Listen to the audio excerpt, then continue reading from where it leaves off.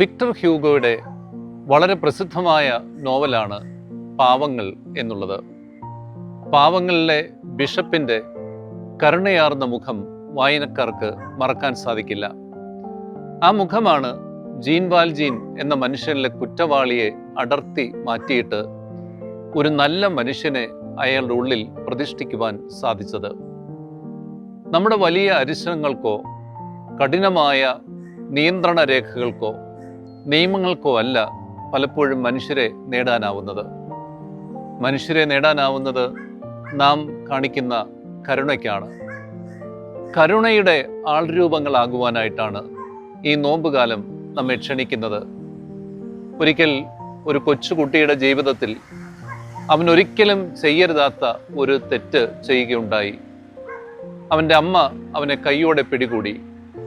അമ്മ അവനെയും കൊണ്ട് തിരുഹൃദയ രൂപത്തിൻ്റെ മുമ്പിൽ ചെന്ന് നിന്ന് മനസ്സുരുകി കണ്ണുനീരോടുകൂടെ പ്രാർത്ഥിച്ചിട്ട് പറഞ്ഞു, മോനെ, ഇനി ഒരിക്കലും അങ്ങനെ ചെയ്യരുത്.